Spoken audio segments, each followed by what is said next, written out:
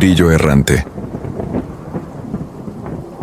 Jamás olvidaré la tarde del 3 de mayo de 2019, cuando Servicio de Inteligencia me notificó que mi pelotón de transmisiones sería adjunto a un grupo de reconocimiento químico-biológico.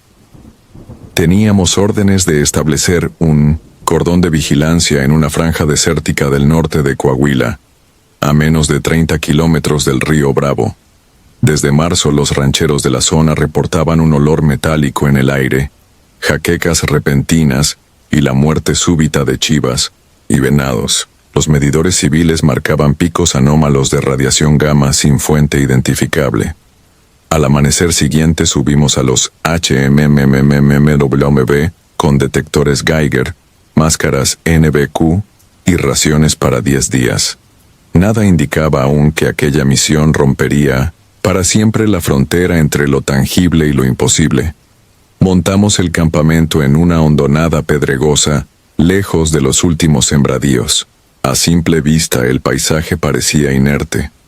Dunas pálidas, nopales resecos, y un silencio tan compacto que retumbaba en los oídos. Al coronar el sol, me asignaron a la torre de observación junto con el soldado de la cruz. El aire quemaba la piel. Aún así, el contador Geiger apenas vibraba. La primera noche pasó sin contratiempos, apenas iluminada por la neblina lechosa de la Vía Láctea. El único sonido constante provenía del capitán Morales, quien se alejaba cada tanto para fumar entre los mezquites. En el batallón todos sabían que sus camels suaves eran inseparables de su uniforme. La segunda noche transcurría con la misma monotonía hasta las 02:47. Registraba las coordenadas de una ronda cuando el cielo estalló en un fulgor imposible. 4 resplandores horizontales rasgaron las nubes bajas, como si alguien hubiese partido el aire con espadas de luz. No eran relámpagos. Cada destello poseía un brillo sólido, denso, saturado de color puro. Primero se encendió un rojo carmesí que ardió sobre la Sierra del Burro. Luego lo reemplazó un azul eléctrico tan intenso que me nubló la vista. Enseguida un amarillo, casi blanco, y por último un verde venenoso. No hubo trueno, ni vibración en la tierra. Solo un silencio nuevo, el de los insectos que dejaron de cantar, el del corazón que se me detuvo un compás. 20 minutos después distinguimos una silueta que avanzaba desde la línea donde se extinguieron los resplandores. Bajamos del puesto con el fusil en guardia, pero relajamos el seguro al reconocer el contorno alto y delgado del capitán. Avanzaba sin prisas, con la mano izquierda a la altura del pecho, como si protegiera algo invisible. Al aproximarse percibí un olor acre parecido a ozono quemado. Le pregunté si todo estaba bien. No respondió. Sus pupilas reflejaban la luz de la linterna con un brillo fosforescente, idéntico al de un felino cruzado por los faros de un coche. El cabello, que horas antes era negro azabache, aparecía mechado de gris como si el tiempo hubiera pasado sobre él con furia. Se detuvo frente a mí, me observó de arriba a abajo, y sin articular palabra, fue directo a su tienda. A la mañana siguiente, el capitán no salió al pase de lista. Lo encontramos sentado en su catre, la mirada fija en la lona, las manos crispadas sobre una cajetilla cerrada. Ya no encendió un cigarro en toda la jornada.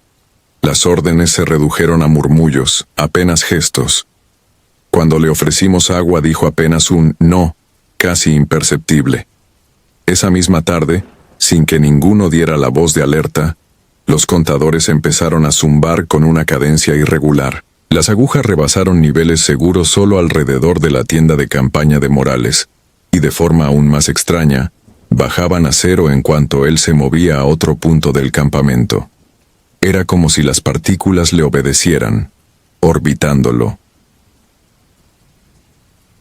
La tercera noche me correspondía patrullar el perímetro interno. A las 01:30, vi que el capitán abandonaba su carpa y caminaba hacia el norte, dirección contraria a los vehículos. Lo seguí a distancia. No llevaba fusil, solo la cantimplora colgada al cinto. Tras 10 minutos se detuvo en una llanura desnuda, salpicada de costras de sal. Se arrodilló y hundió los dedos en la tierra. Cuando alcé los binoculares, mis piernas flaquearon. La arena alrededor de sus manos se oscurecía y vibraba, aglutinándose, hasta formar un círculo perfecto del tamaño de una mesa. Un resplandor verdoso emergió desde abajo, proyectando sombras que giraban en espiral en torno a su cuerpo. Sentí un mareo brutal, como si el suelo tratara de aspirarme. Regresé trastabillando. No conté nada porque supe que nadie me creería. Y además, temía quedarme solo con aquel secreto. El cuarto día los animales carroñeros, normalmente abundantes, desaparecieron, y el campo olía a cobre húmedo. Uno de los radiólogos detectó isótopos que no aparecían en los manuales de la Sedena. Esa tarde llegó un jeep con 2 civiles de chaleco plomado y una caja sellada con el logotipo de la Comisión Nacional de Seguridad Nuclear. Conversaron aparte con Morales. No escuché sus palabras, pero el capitán les entregó un puñado de tierra envuelto en plástico. Vi a uno de los forasteros sacar un frasco de vidrio, abrirlo con cuidado y aspirar el polvo, como si evaluara un perfume. Sus pupilas parecieron dilatarse y sonreía con una satisfacción que helaba la sangre. Partieron al anochecer sin despedirse. La tensión se volvió insoportable. Nadie dormía. Las máquinas contadoras chirriaban a un compás que ya sonaba a condena. El quinto día, durante la hora más ardiente, el sargento Segundo Robles se atrevió a requisar la tienda del capitán. Yo lo acompañé. Dentro hallamos el catre perfectamente tendido y, junto a la almohada, un cuaderno empapado en sudor. Las páginas estaban cubiertas de símbolos triangulares trazados con carbón, todos idénticos, repetidos cientos de veces. No encontramos ropa, ni cartuchos, ni la pistola de cargo. Cuando Robles intentó arrancar una página, el cuaderno se deshizo en polvo gris que olía a azufre. Aquella noche el cielo permaneció sin estrellas. Una bruma opaca subió desde la tierra como si el desierto respirara. Las agujas del reloj parecían pegadas. Juraría que el tiempo avanzaba a saltos. A las 02:11 el capitán salió de su tienda envuelto en aquel velo de neblina y se dirigió hacia el este. 3 soldados y yo lo seguimos. A cada paso crecía un zumbido que no provenía de ningún motor. Era más bien la resonancia grave de un diapasón gigante vibrando en el centro de la cabeza. Pasamos un lecho seco y llegamos a un cráter poco profundo, liso como un espejo. Allí, las piedras parecían derretidas. Morales se colocó en medio, alzó los brazos y comenzó a hablar en un idioma sin vocales, una secuencia de chasquidos y rugidos que retumbaba contra mi esternón. El cráter se iluminó en los mismos colores de aquella primera noche, pero esta vez los haces emergían desde el subsuelo y se precipitaban al cielo. Todo el cuerpo me dolía y olía a cabello quemado. Robles intentó acercarse. De inmediato, toda la luz verde se concentró sobre él y lo levantó del suelo. Su uniforme se pegó a la piel. Vi sus huesos delinearse en un resplandor fosforescente. Cuando la luz se apagó, su cuerpo cayó inerte, carbonizado, quebradizo como una vaina seca. Quise gritar, pero la voz estaba atrapada detrás de los dientes. El capitán giró la cabeza hacia nosotros. Sus ojos ya no contenían iris ni esclerótica, apenas 2 orbes de mercurio líquido que reflejaban nuestra propia figura deformada. Comprendí que el hombre que había sido nuestro superior no existía. En su lugar quedaba un receptáculo antiguo y hambriento. No recuerdo cómo volví al campamento. Solo sé que amanecí en el interior de un vehículo de transporte, temblando. A mi alrededor quedaban pocos hombres. La mayoría había desertado durante la madrugada. Para el mediodía aparecieron helicópteros de la Fuerza Aérea con personal vestido de material aluminizado. Nos ordenaron evacuar en silencio y entregar cualquier equipo de medición. Sellaron el perímetro con postes de acero que abrían cada uno una nube de chispas lilas al clavarse en el suelo. Nos hicieron firmar declaraciones de confidencialidad y, en mi caso, me enviaron de regreso a Saltillo con una baja médica por estrés agudo. Han pasado 6 años. Las radiografías aún muestran una sombra sobre mis pulmones que ningún especialista ha sabido nombrar. Tengo pesadillas donde vuelvo a sentir el zumbido y un brillo rojo me atraviesa el cráneo. A veces despierto sudando hierro, con el sabor de las baterías en la lengua. Nadie ha vuelto a hablar del capitán Morales. La institución lo dio por desaparecido. Cada tanto escucho rumores de campesinos que juran ver una figura de uniforme desgastado, caminando en la línea donde el desierto se ondula, dejando tras de sí huellas que se descomponen en polvo fosforescente. Cuando miro al norte en las noches limpias y por un instante, una chispa verde corta la oscuridad, bajo la vista de inmediato. No quiero que mis ojos reflejen la misma luz. Sé que, donde sea que aquel brillo habite ahora, guarda mi nombre en su cuaderno de ceniza y espera pacientemente a que la radiación de mis sueños vuelva a señalarle el camino.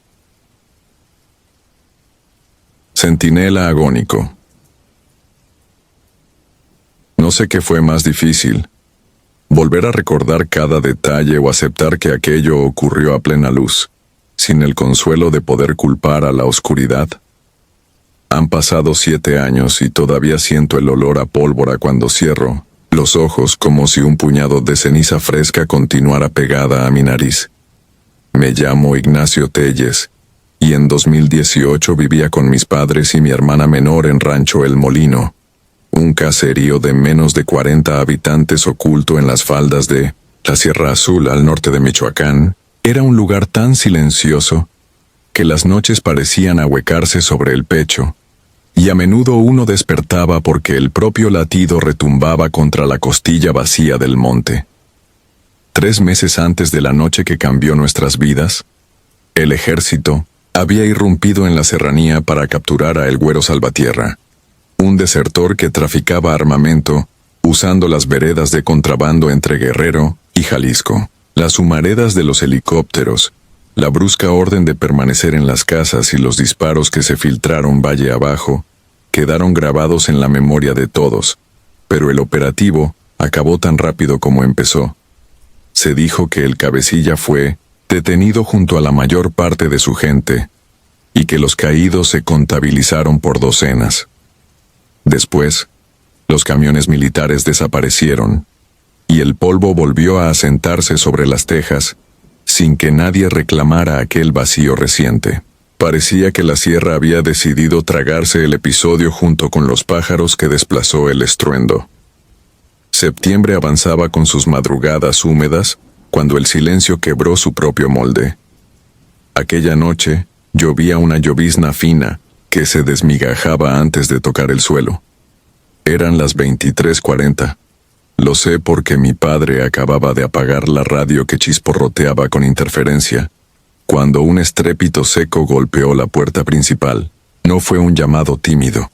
Sonó como si el aire mismo hubiese sido embestido. Mi madre y mi hermana se miraron sin atreverse a respirar. Mi padre, con la linterna en la mano, caminó hasta el portón.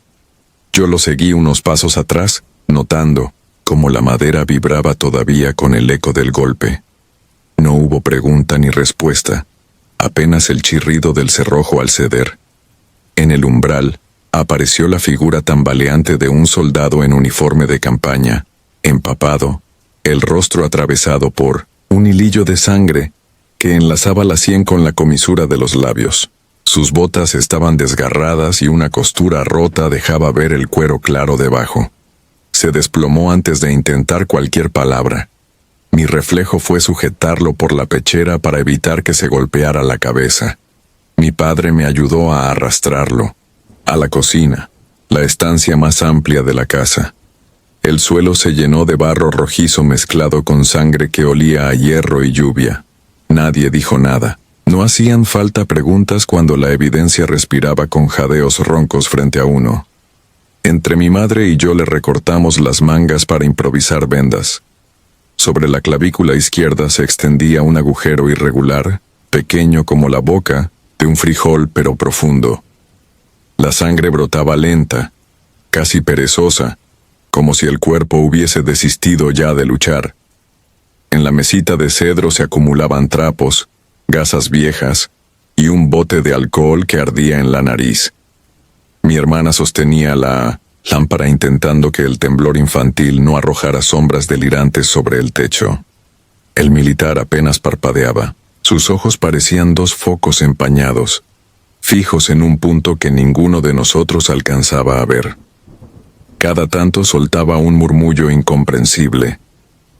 Lo único nítido que logró pronunciar, con un hilo de voz que se hizo añicos contra la cacerola, donde hervíamos agua, fue: emboscada, quebrada norte, mis hombres.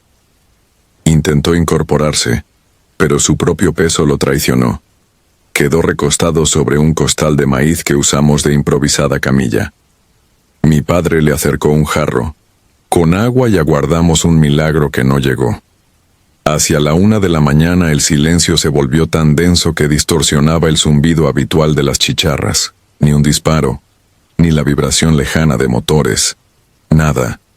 Afuera, el monte parecía contenedor de su propio aliento, y esa quietud resultaba más amenazante que cualquier balacera. Mi madre sugirió correr al dispensario de la quebrada, pero recorrer 5 kilómetros de brecha bajo la neblina era condenarse a ciegas. El enfermo seguía perdiendo sangre lentamente, sin convulsiones, como si la herida drenara tanto vida como ruido de la noche. No recuerdo el instante exacto en que me venció el sueño. Sé que me quedé sentado junto al militar, sosteniéndole la muñeca para vigilar el pulso. El golpeteo mimético de su corazón me arrulló con un ritmo extraño, casi defectuoso, y la lámpara, alimentada por una batería vieja, se apagó poco antes del amanecer. Cuando abrí los ojos el gallo aún no cantaba. El sol apenas labraba una línea rosada en el horizonte. Mi nuca dolía por la mala postura. Tardé unos segundos en procesar la escena. El costal estaba vacío. Di un salto, convencido de que el herido había intentado levantarse. Pero en la cocina no había rastro de barro, ningún trapo manchado, ni la huella de una bota mojada. Todo olía a leña fresca, como si la lluvia de la noche anterior fuera solo un recuerdo inventado. Tuve que frotarme los ojos varias veces. El jarro seguía sobre la mesa, pero el agua estaba limpia, sin el leve tinte rojizo que el sangrado había dejado. Los vendajes improvisados, inexistentes. Ni siquiera el suelo mostraba surcos donde arrastramos el peso muerto. Desperté a mis padres balbuceando algo que ni yo creía. Mi madre reaccionó con pánico. Buscó en el canasto de costura las tijeras con las que habíamos cortado las vendas, y no estaban. Mi padre salió al patio, convencido de que el herido se habría aventurado hacia la cerca. Volvió al minuto con la cara encogida por el pasmo. Sobre la tierra húmeda no se marcaba ninguna pisada fresca, ni surgían manchas que delataran la hemorragia. Era como si la casa hubiera reseteado la noche, limando toda evidencia. Cruzamos el camino hasta la casa de doña Carmen, vecina más cercana. Le preguntamos si había escuchado algo fuera de lo normal. Disparos, motores, gritos. Negó sin titubeo. Aseguró que la lluvia ligera fue lo único que rompió la quietud y que su perro, siempre nervioso, había pasado la velada dormido. En el resto de viviendas la respuesta se repitió con matices idénticos. La noche fue serena, sin sobresaltos.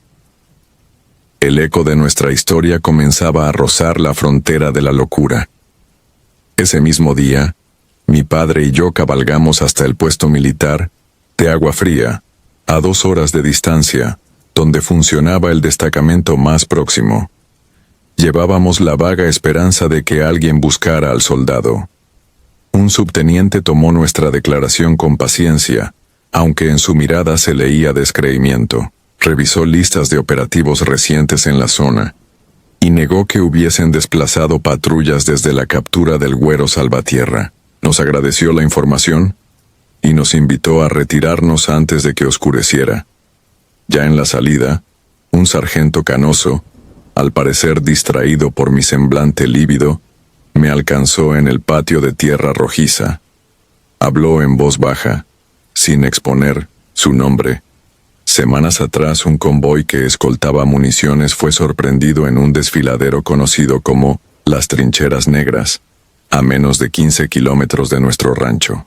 El ataque fue tan veloz que apenas alcanzaron a contestar fuego. Murieron 5 soldados. El convoy oficial, sin embargo, nunca admitió pérdidas porque la misión permanecía clasificada. Entre los caídos figuraba un cabo paramédico. La descripción coincidía, según susurros de cuartel, con un hombre de pecas y rictus marcado, herido en el hombro izquierdo. Antes de exhalar, aquel cabo repetía tambaleante que debía volver con los suyos. Regresamos en silencio. El polvo caliente de la tarde se pegaba al sudor, como si quisiera sellar la memoria para siempre. Pero el rancho parecía otro. Las gallinas se arrinconaban como si un depredador invisible rondara. Los perros rehusaban acostarse en el corredor donde depositamos al militar, y mi hermana, hasta entonces ajena a miedos infantiles, se negaba a cruzar la cocina cuando el sol caía. Cada anochecer se escuchaba un ruido sordo junto a la puerta principal, un solo golpe que retumbaba en la madera, idéntico al que nos sacó del sueño aquella primera vez. Nunca volvimos a abrir. Con el tiempo comprendí que el desierto de respuestas es, en sí mismo, una forma de castigo. No existe un parte oficial ni registro médico que confirme la visita del cabo sin nombre. Sin embargo, cada fibra de mi piel recuerda el pulso agonizante que latió bajo mis dedos y la calidez viscosa que manchó mis manos antes de evaporarse con la aurora. Todavía me descubro observando la puerta cuando la madrugada adquiere ese silencio eléctrico propio de la sierra. A veces, el golpe seco resuena una sola vez y se disuelve, como un disparo que se niega a prolongar su eco. En esos momentos mantengo la respiración, no por miedo a balas que ya no existen, sino al soldado que quizás sigue buscando a su escuadrón entre las veredas que jamás abandonó. Y mientras contengo el aire hasta que las venas zumban en mis oídos, comprendo que algunos fantasmas no lloran, no arrastran cadenas ni oscilan con la bruma. Portan uniforme, sangran despacio y golpean la puerta esperando que alguien recuerde su nombre. Color carmesí.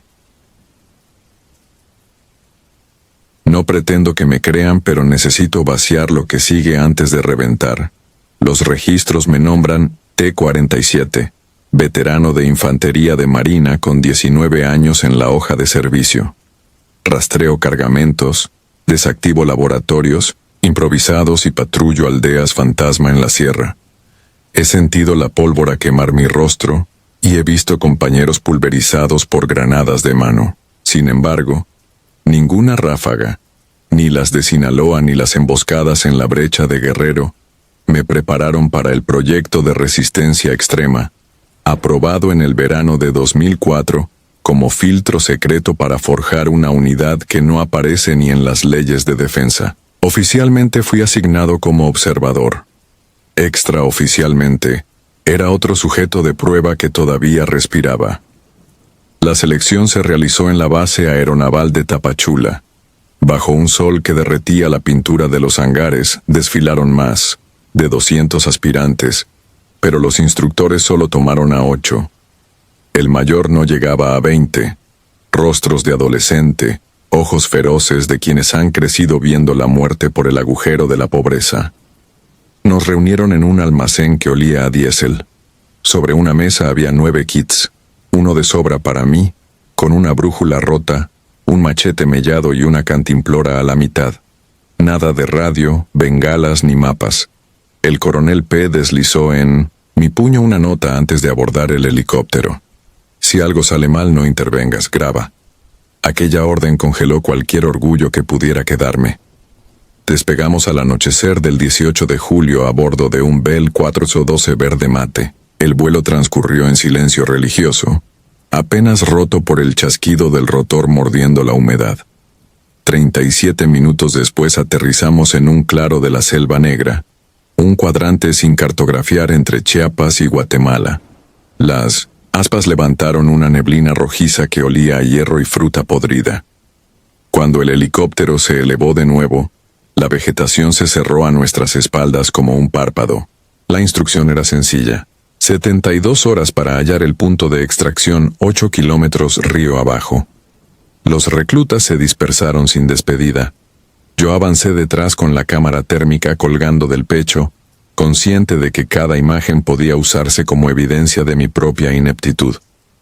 La oscuridad cayó de golpe, como si alguien hubiera tirado de un interruptor cósmico. La sinfonía de insectos se apagó y fue reemplazada por un silencio líquido que llenó los oídos. Al activar la térmica aparecieron manchas carmesí que se expandían y contraían. No eran animales ni focos de calor ordinarios, eran pulsos de algo que respiraba bajo el sustrato. A las 02:10 divisé a Ramírez, el más pequeño, de pie sobre una piedra. Tenía la mirada fija en la nada y la clavícula expuesta. Supe que estaba muerto antes de acercarme, pero la forma en que su cuerpo se balanceaba contradijo esa certeza. Un hilo invisible parecía moverlo como títere. Al rozarlo sentí un escalofrío eléctrico, y sus ojos opacos giraron hacia mí, aunque el resto del cuerpo permaneció inerte. Retrocedí sin aire, chocando contra raíces que no estaban allí, un segundo antes. Al amanecer apareció una bruma rosada que filtraba la luz en haces viscosos. Mi GPS clandestino indicaba 4 kilómetros recorridos, pero el paisaje replicaba el punto de inserción. Mismo tronco hueco, misma telaraña plateada. Seguí las huellas de Sandoval hasta una hondonada donde la maleza estaba chamuscada. Olía a plástico quemado. En el centro brillaba un estanque turbio que mostraba en su espejo un cielo verde plagado de lunas deformes. Sandoval bebía con avidez. Cuando alzó la cabeza vi que su lengua estaba cortada en tiras que él mismo masticaba. Seccionaba la carne y la escupía al agua, como si necesitara alimentarla. Le hablé. No respondió. Lo dejé allí. Mi instinto gritó que no debía tocarlo ni tocar el espejo si quería conservar la cordura. La segunda noche comprendí que la selva me estaba cazando. Cada paso que daba era replicado medio segundo después con idéntica cadencia. Me detuve. El eco se detuvo. Giré lentamente. Sentí un soplo helado en la nuca, pero vi solo un espesor de sombras. El olor a flor muerta se volvió tan denso que me ardían los ojos. Saqué la pistola. El clic del seguro desató un gemido infantil, saturado de saliva que parecía nacer en mi esófago. Corrí, arañado por espinas que se sentían como manos diminutas. Me refugié en el tronco hueco de un ceibo caído, donde pasé horas contando mi respiración. Cada 10 exhalaciones escuchaba una undécima que no era mía. Cuando el alba llegó, el ceibo supuraba savia sanguinolenta y yo temblaba como un recluta recién alistado. Al tercer amanecer, el calor se extinguió, reemplazado por un vendaval glacial. Copos pardos descendían como nieve sucia y se volvían vapor al tocarlos. El cielo giraba en espiral formando un embudo que parecía tragar el sonido. En un claro vi el helicóptero de extracción, luces encendidas. Corrí con la esperanza infantil de que todo fuera un simulacro. A mitad de trayecto noté que las luces no parpadeaban, permanecían fijas. El rotor, inmóvil en pleno giro, parecía un colibrí disecado, y la hierba ondeaba en una brisa que yo no sentía. Por la ventanilla observé al piloto, aún abrochado, al arnés, aunque los globos oculares eran 2 esferas negras. Del micrófono colgaba un cordón de fluido viscoso que chisporroteaba al tocar la puerta metálica, dejando un cráter humeante en cada gota. Retrocedí con un deseo primario de huir a cualquier lugar donde el tiempo siguiera existiendo. Llegué a un arroyo seco cuya grava relucía como vidrio pulido. Sobre las piedras descansaban las placas de los reclutas, alineadas como un rosario, de latón. 7 piezas. Faltaba la mía. Entendí la broma macabra. Yo también era cobaya. Un zumbido de radio mal sintonizada llenó mi cráneo. El suelo se abrió con un crujido visceral y me tragó. Caí en una cavidad donde las paredes latían. Raíces y carne se fundían en un tejido palpitante. Del techo pendían cuerpos sin rostro que respiraban a través de vendas sudorosas. Al fondo aguardaba una silueta enorme, con extremidades que se bifurcaban como ramas. Me habló sin palabras. Sentí la orden de convertirme en ojos y puerta para aquello. Desperté boca abajo en la orilla del Usumacinta. El sol flotaba sobre el agua como un disco enfermo, y la corriente arrastraba espuma, con un tinte escarlata. La piel de mis manos, gris ceniza, crujía al cerrarlas. En el bolsillo hallé todas las placas, incluida la mía, soldadas por una resina que olía a hierro dulce. Un convoy blindado aguardaba en la ribera. Un coronel sin insignias me estrechó la mano mientras 2 médicos me examinaban en silencio. Nadie preguntó por los reclutas ni por el helicóptero fosilizado. En la base subterránea firmé otro contrato. Renuncié a mi nombre civil y acepté vigilancia médica permanente. Diagnóstico oficial: síndrome de estrés extremo. Tratamiento: real. Observación: porque algo crece detrás de mis pupilas. Hace 16 días apareció una mancha carmesí en el foco del pasillo del dormitorio. Al principio era un punto. Ahora ocupa medio plafón y late con mi pulso. Los doctores dicen que es condensación, pero yo veo allí el espejo del estanque. Cada noche sueño respiraciones ajenas y despierto con tierra en la boca. La selva negra se filtra a través de mí. Usa mis huesos como mojones para avanzar. Por eso escribo esto en hojas robadas del archivo. Si alguien lo encuentra, sabrá por qué los expedientes del proyecto de resistencia extrema siguen clasificados. La niebla vive, crece y muta. Los que sobrevivimos no somos testigos. Somos portadores. Cuando la mancha cubra por completo la lámpara, sabré que es hora de regresar al claro y abrir de nuevo la puerta, porque la marcha apenas comienza. Eco de balas. La mayoría de los hombres con los que patrullé los cerros de Nuevo León aprendió a diluir los disparos con licor barato o con silencios demasiado largos. Yo, en cambio, sigo escuchando un eco que no se apaga. Servía entonces en el 27 Batallón de Infantería y creí haberlo visto todo hasta la madrugada del 7 de noviembre de 2016, cuando 10 soldados quedamos varados en una hacienda abandonada a 70 kilómetros de la carretera más cercana. Horas antes, en un cañón tapizado de huizaches, un convoy ligado al cártel local nos emboscó. El choque duró 9 minutos, suficientes para que la tierra quedara sembrada de casquillos, y para que el teniente Arellano, nuestro jefe de sección, cayera con un tiro exacto bajo la clavícula. Supe que estaba muerto porque yo mismo ayudé a subirlo, ya sin pulso, a la plancha del Black Hawk, que llegó por los heridos. Aún así, el capitán decidió que el resto del pelotón continuara avance y nos mandó a asegurar un punto alto para la antena de radio. El helicóptero se marchó. La noche, espesa y pegajosa, nos envolvió sin pedir permiso. La hacienda parecía un animal muerto. Tejas rotas, muros mordidos por bejucos, dolorosas grietas donde anidaban murciélagos. Empujamos un tractor oxidado contra el portón principal, colgamos hamacas entre columnas carcomidas y distribuimos turnos. A mí me tocó de 1 a 3. Mientras ajustaba mi chaleco conté 27 cartuchos útiles. Bastaban para sentirme vivo pero no seguro. Afuera, la bruma olía a hierro húmedo y excremento de cabra. En el patio central destacaba un aljibe, rojo que escupía agua agria cada vez que el viento recorría su boca. El único sonido constante provenía de 2 ventiladores portátiles que resoplaban aire caliente sobre la radio táctica que el cabo Rosas juraba mantener viva hasta recibir órdenes de repliegue. A las 2:07 el estático del radio me arrancó del sopor. Ajusté el dial creyendo que era la base en Linares, pero emergió una voz sofocada que se arrastraba entre chispazos. Avanzo, herido, posición 0. Sentí un frío de piedra en el estómago. Era el timbre quebrado del teniente Arellano.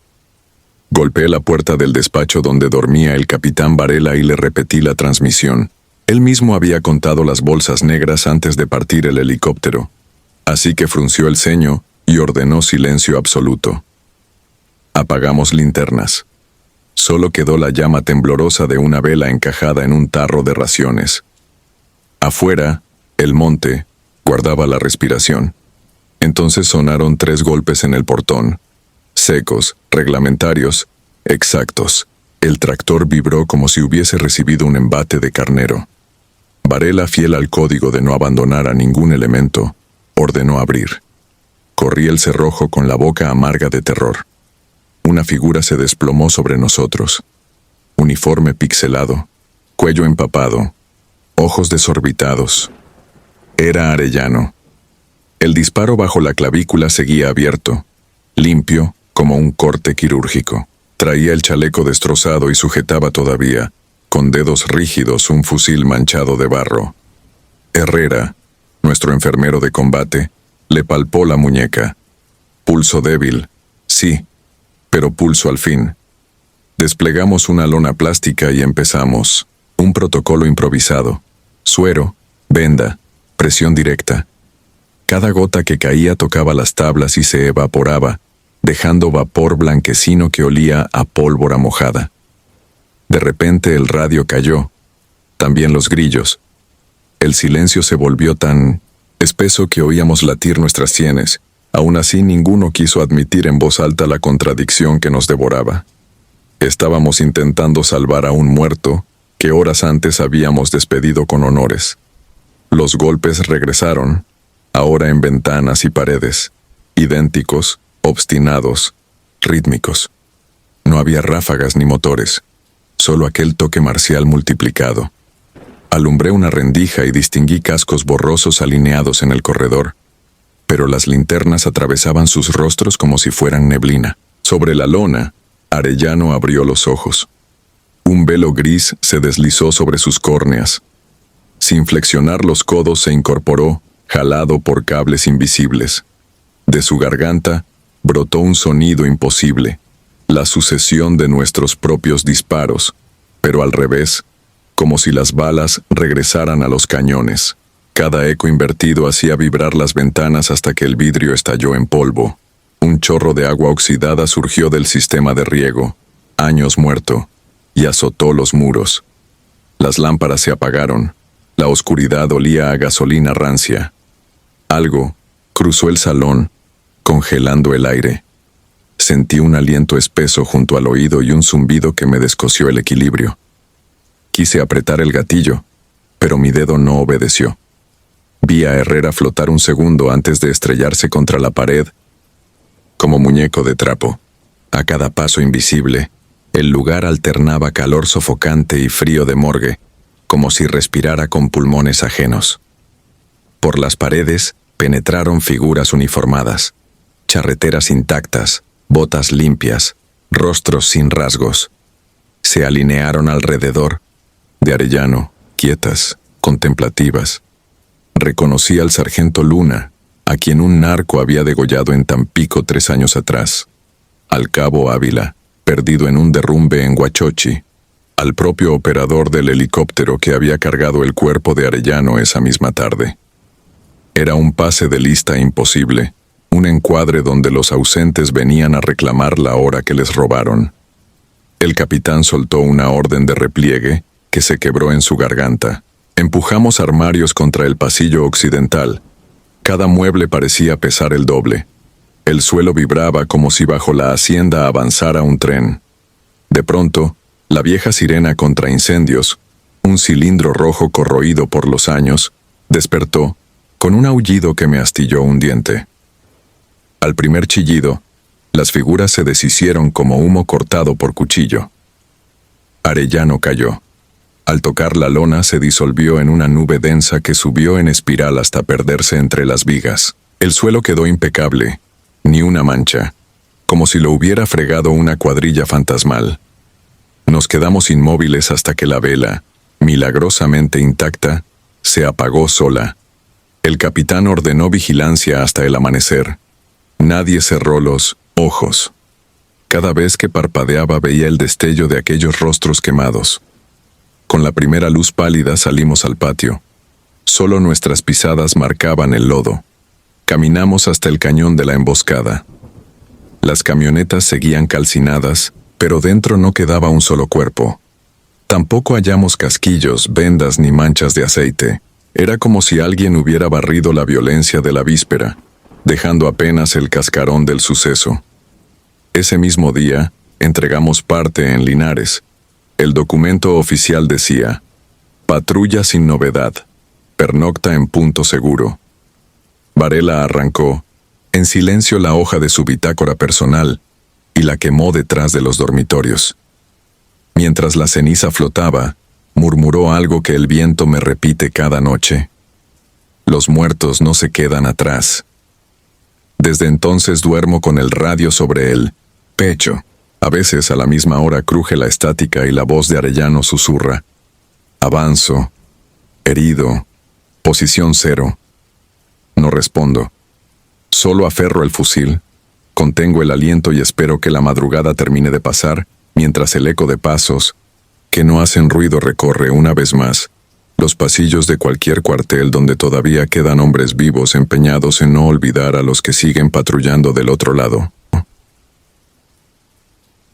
El desierto negro. No escribo estas líneas para asustar a nadie, sino para vaciar un peso que no me deja dormir desde hace más de 20 años. Mi nombre real queda fuera de este informe.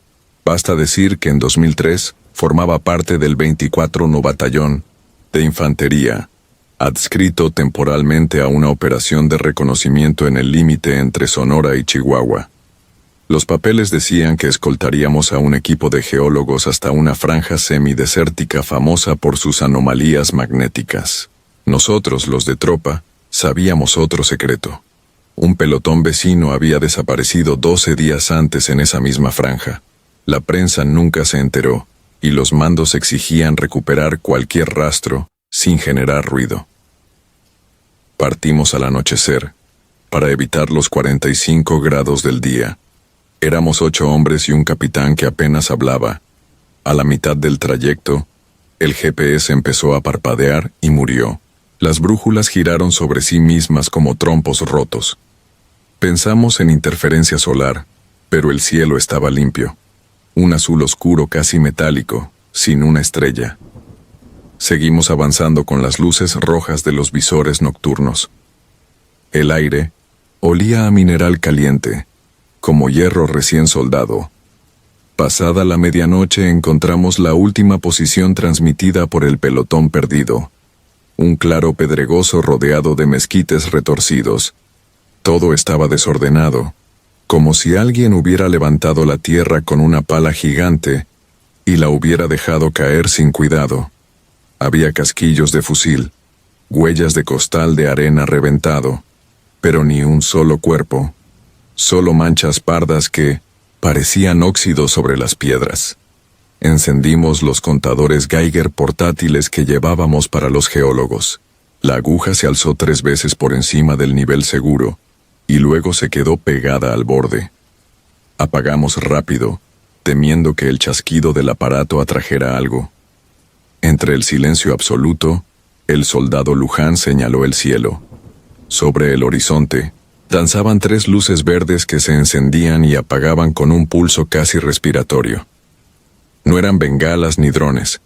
Se desplazaban en diagonal y luego se quedaban suspendidas como si les pesara descender. A cada destello el suelo vibraba. Sentí la culata del fusil sacudiéndome el hombro con un temblor sordo, ajeno al viento. Capturamos lo que pudimos para inteligencia, fotografías borrosas, muestras de tierra que chisporroteaban al contacto, y el dog-tag ennegrecido de un sargento llamado Evaristo Valtierra, pero con un detalle imposible. La fecha de nacimiento estaba grabada en relieve al revés, como si alguien hubiera presionado la placa desde el reverso antes de que el acero endureciera. Aquello me heló más que cualquier número de radiación. A las 02:17 horas, según el reloj analógico que todavía funcionaba, el capitán ordenó retirarnos hacia el noroeste, donde un viejo camino minero podía servir de guía. No dimos ni 50 pasos cuando un haz rojo, delgado como un láser, cayó sobre nosotros desde lo alto y barrió la línea de hombres. Sentí la piel entumecerse. La visera tintineó como cristal. El haz se apagó y frente a nosotros permanecía de pie una figura humana cubierta de polvo color carbón, el uniforme deshecho, los galones corroídos. Reconocí el nombre en el parche, Valtierra, pero el rostro era una máscara de piel cuarteada, sin labios, sin ojos, apenas ranuras de cera donde brillaba algo verdoso. Abrió la boca y de ella brotó un gemido metálico, como dos cuchillas frotándose. Nadie disparó. El capitán pronunció su nombre en voz baja. Yo escuché un hilo seco, no más de 2 sílabas, y entonces la figura se desmoronó. No cayó. Se desgranó en un polvo negrísimo que el viento cargó hacia el desierto. El Geiger, que seguía, inerte en la mochila, emitió un chirrido tan agudo que varios nos tapamos los oídos. Al apagarlo, advertimos que Luján no estaba. Su linterna yacía encendida sobre una piedra, la luz fija apuntando a la nada. La retirada se volvió huida. Nos internamos entre médanos cada vez más altos. El suelo ardía a través de las suelas, pero el aire se enfriaba hasta cortar la respiración. A 1 kilómetro del punto cero, el soldado Zárate gritó. Corrí hasta él. Sostenía su brazo, derecho extendido. La piel, desde la muñeca hasta el codo, mostraba burbujas oscuras que palpitaban como si tuvieran vida propia. Intentamos cubrir la quemadura con vendas y yodo, aunque sabíamos que no eran quemaduras normales. Zárate temblaba, murmuraba que veía sombras dentro de la sombra. Poco después, comenzó a sangrarle la nariz y quedó catatónico. Al amanecer llegamos a un puesto meteorológico abandonado. 2 antenas retorcidas y un contenedor oxidado servían de refugio. De los 8 originales, quedábamos 5. Ninguno mencionó a los ausentes. El capitán, pálido, alzó su radio de 1900 en onda corta y trató de contactar al puesto de mando.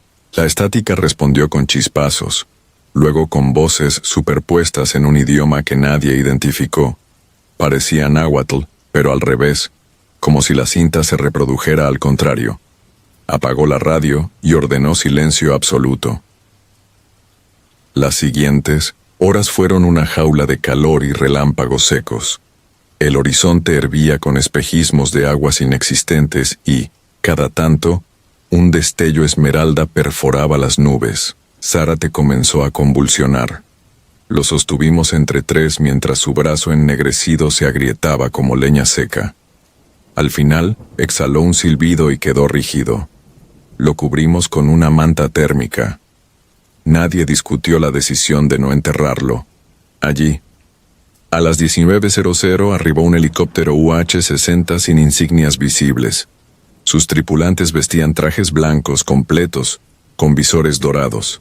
No eran del ejército regular. Nos hicieron tótems de luz sobre los ojos.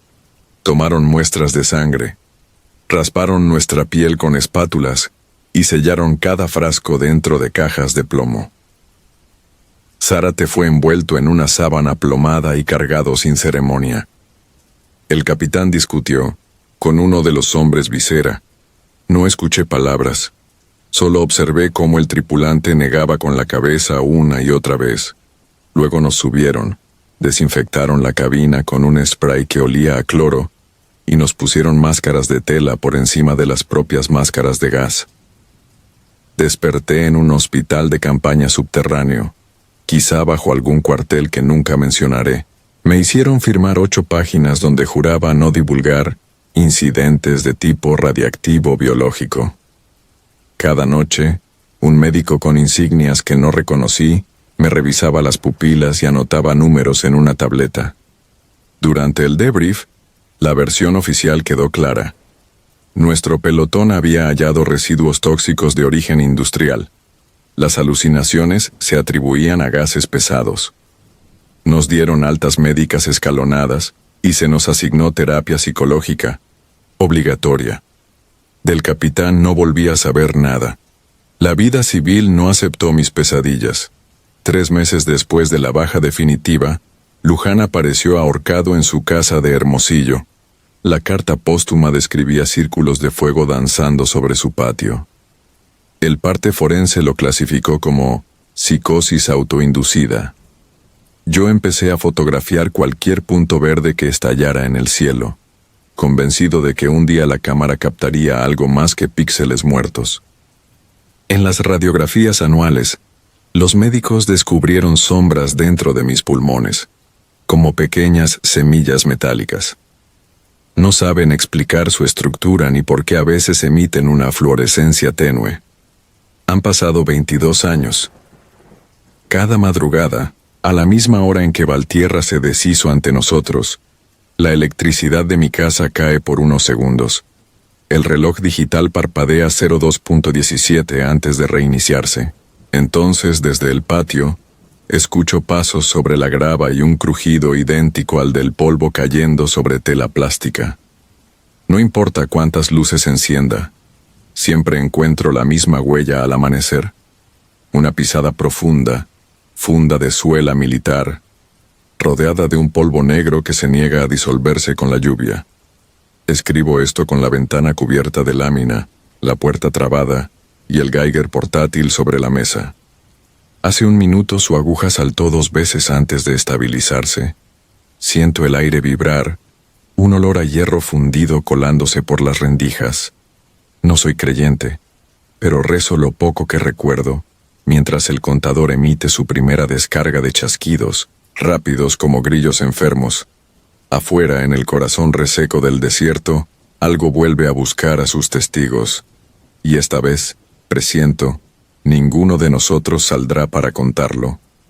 Si disfrutas de los relatos, te invitamos a apoyarnos con un like y un comentario, ya que eso nos ayuda muchísimo. Además, si aún no estás suscrito o suscrita, te animamos a formar parte de la comunidad del terror. Muchas gracias por escucharnos y por tu apoyo.